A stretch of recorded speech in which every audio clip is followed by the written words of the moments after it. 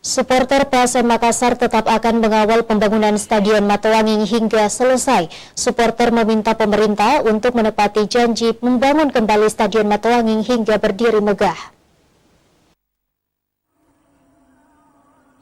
Progres pembangunan kembali Stadion Matoanging hingga kini belum terlihat setelah diratakan dengan tanah oleh pemerintah Provinsi Sulawesi Selatan 2 tahun lalu. Banyak pihak khususnya supporter khawatir bahwa stadion ini tidak akan dibangun kembali karena banyak persoalan yang menyebabkan proyek Matoanging berulang kali gagal tender. Meski demikian, supporter PSM Makassar berjanji akan tetap mengawal pembangunan Stadion Matoanging hingga selesai. Supporter meminta pemerintah untuk menepati janji membangun kembali stadion ini hingga berdiri megah. Supporter pun tidak setuju terkait anggaran pembangunan Stadion Matoanging yang diminta untuk dialihkan.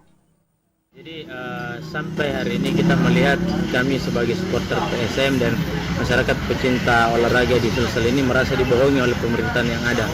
Soalnya sampai bulan kemarin itu di bulan Agustus mereka masih optimis bahwa pembangunan itu akan terus berlanjut karena adanya lelang tender ketiga, namun nyatanya itu kan gagal. Dan melihat pengawasan daripada DPRD Provinsi Sulawesi Selatan itu tidak efektif. Mereka hanya mencari momen ketika mereka ingin menaikkan elektabilitas sendiri. Tapi hari ini kita sama-sama mendengar setelah rapat paripurna dengar pendapat, DPRD Provinsi Sulawesi Selatan itu sudah mulai pesimis juga. Bahkan salah satu fraksi mengatakan jika dananya dihibahkan.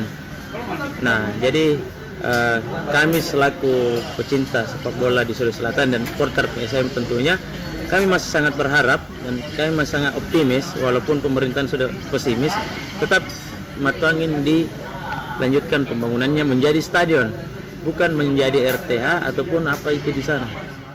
Supporter berharap semua pihak bisa saling bersinergi untuk mewujudkan harapan besar para pecinta bola di Kota Makassar, khususnya masyarakat Sulawesi Selatan, untuk memiliki stadion yang layak. Wahyu Saputra, Celebes TV.